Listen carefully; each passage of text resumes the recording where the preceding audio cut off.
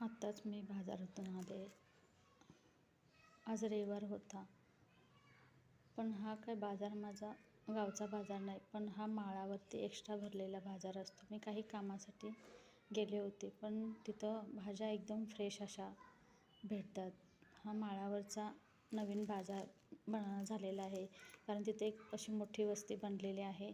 त्या लोकांसाठी हा बाजार भरतो रविवारचा. तिथं मला अनेक फ्रेश अशा भाज्या भेटल्या. मी तिथं आंबे खूप छान असे घेतले. मी प्रत्येक वेळेस आंबे हे असे घरी पिकवलेले असतात ना, तेच आंबे आणत असते. पण ह्यावेळेस काही कारणास्तव मला जास्त आंबे बाजारातून आणता आले नाहीत. पण हे मी आत्ताच आणलेले आहेत, घरच्या घरी पिकवलेले हे आंबे. ही भाजी आहे पालक. असेच मी काही मोजक्या गोष्टी आणलेल्या आहेत, पण एकदम फ्रेश अशा आणि मला आवडणारा. मेन म्हणजे मला हे डाळीच्या आमटीमध्ये शेवगा खूप छान लागतो. डाळीची जी आपण आमटी बनवतो त्याच्यामध्ये रेग्युलर माझा हा शेवगा असतोच. शिवाय मी आज मुलांसाठी फणस पण आणलेला आहे. तिथं फणसाचा टेम्पो पण आलेला होता.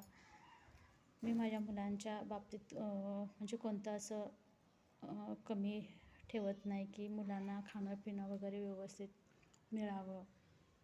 या गोष्टीत कोणतीच मी कॉम्प्रोमाइज करत नाही.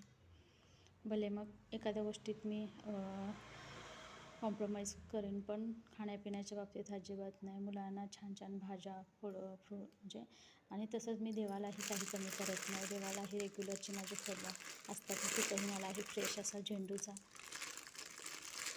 दिसला आणि मी माझ्या देवासाठीही घेतले, कारण माझ्या देवालाही मी काही कमी करत नाही आहे. त्याच्यामुळेच कदाचित मलाही काही कमी पडत नाही आहे. आणि हा असा छानपैकी मी बाजार आणलेला आहे.